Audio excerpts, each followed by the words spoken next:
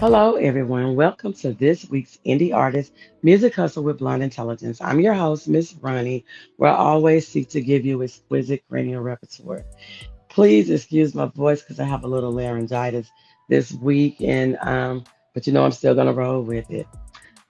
This week I'm gonna talk about a few things. One being the Megan Thee Stallion performance for Vice President Kamala Harris, the Nellie episode, and Donald Trump comparing his crowd sizes to Martin Luther King.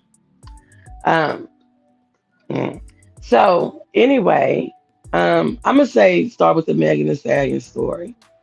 Um, I actually saw her outfit, pictures of her outfit, before I saw the performance. And I thought that the outfit was in good taste and was cute. And went along with a conservative side of normally what she wears. So I was reading some of the comments and listening to some of the commentary on it, and some people had some negative things to say. And I was listening to one person giving their commentary. It wasn't negative, and I agree with her. She said Megan live edited her own performance. She didn't use any profanity. So that's showing that she showed respect to the people that she was performing to. You can't change the song. You come and perform it. They ask you to perform what you do. But I do like the fact that she cleaned it up. And even with the dancing, it wasn't, as the girl said, a twerk fest. So I don't understand why some of the people was making the comments that they were making. Now, when I was in college, I took a variety of business classes and including some marketing classes. And now marketing has changed so much. But even from what I know of marketing, you are wanting to pull in people or a target market that you would not normally get. So if you're running for president, and the last time you were running for president, Megan wasn't as big of an influence, then yeah, they may have used somebody else or utilized somebody else. But she has had a great year, especially with the hit song and being on tour and being out with having different guest people to come out and perform. And the situation, I would say, behind her with the Tory Lane situation, I think that she was a good candidate entertainer to be there to help support the nomination because they are, and Democrats has always done this. Even if you look back to the Barack Obama campaign, they always have targeted the younger people. So you might have 18 to 24-year-olds that you're targeting right now. But the next election, you are going to be targeting the people who are 14 right now. So who are 14 to 24-year-olds listening to? So using Megan Thee Stallion as using her influence to help bring in new voters is a good marketing strategy. And I think that people who don't know business probably should keep some of the comments to themselves because I've seen some comments like, oh, this is the example that we want to set for America. It's not setting an example for America. It is getting votes. When people misconstrue some things, it's getting votes. It's getting people who would normally vote out to vote. Getting younger people out to vote. People who gonna have more liberal ideas and not keep America stuck. So that's what I have to say on that. I think that Megan done a good job. I think that some of the people who have been doing some criticizing has been criticizing unfairly. I think it was a good move on the Harris um, campaign, that was a good move to me. Now I'm going to talk about Hulk Hogan. And why was he on that stage at his big age, tearing his shirt off? Now, you can support who you want to support. And people talked about Megan, but I don't see how Hulk Hogan going and pulling his shirt off and he a old ass man gonna attract younger voters or people who would normally vote out to vote. That was ludicrous to me. So I'm gonna say on that aspect for the Trump campaign, I don't think that was a good campaign strategy or a good marketing strategy.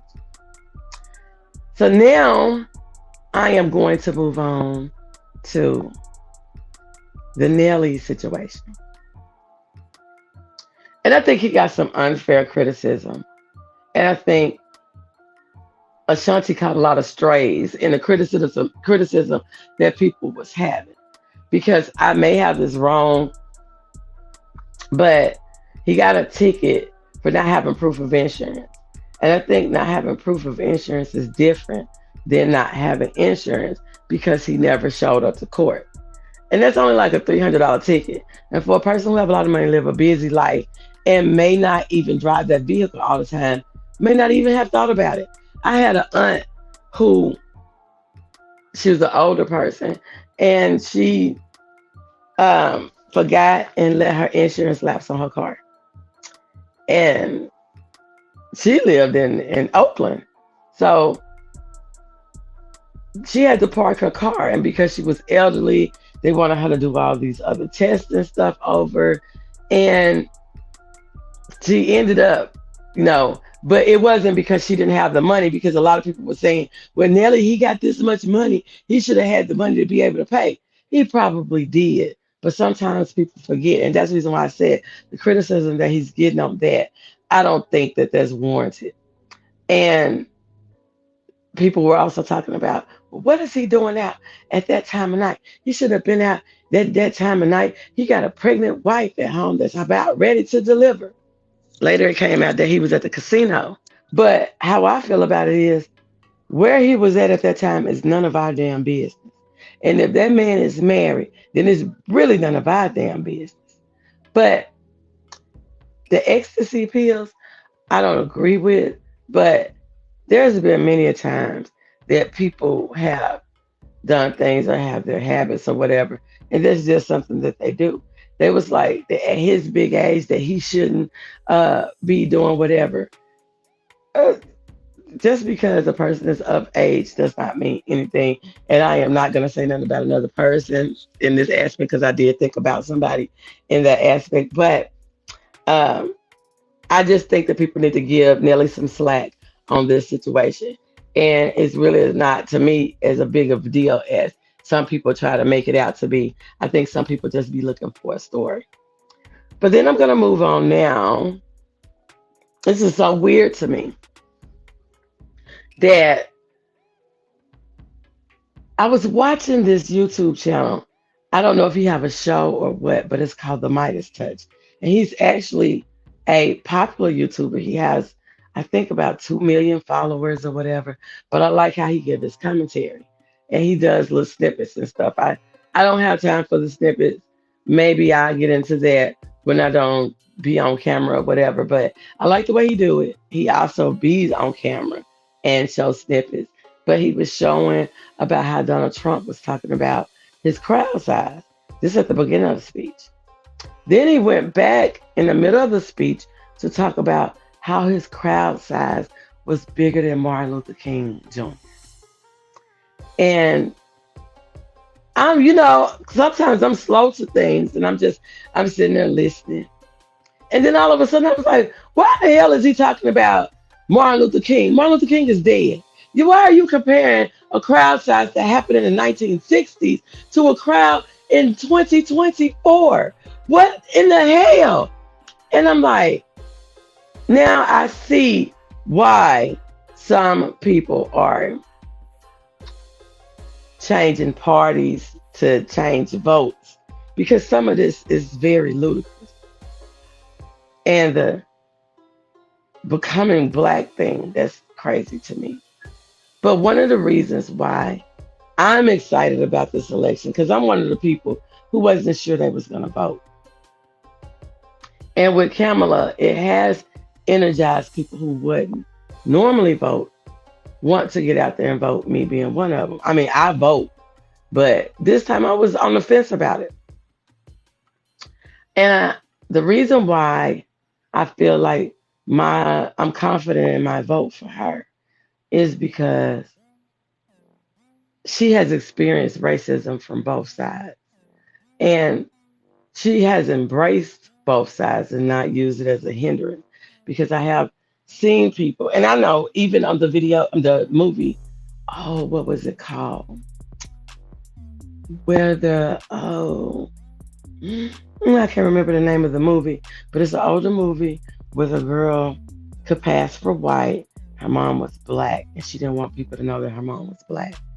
And then when her mom died, she was just all toe up about it. And I was like, well, why you just didn't treat her right when she was there, you know? And that just ended up, I saw this as a young person. I was young. And that always stuck with me.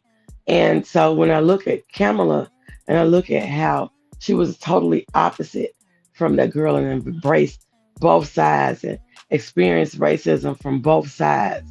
And that just makes me think that my vote is I'm confident in my vote with her.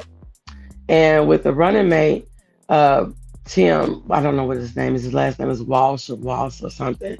But anyway, I listened to one commentator on YouTube, Voodoo Doll, and she was talking about how they shaped the story of how he left the military and that he was going to pursue a career in politics. And I feel like it don't matter if he went into politics then a year from now. You just don't jump into something. You have to prepare for it.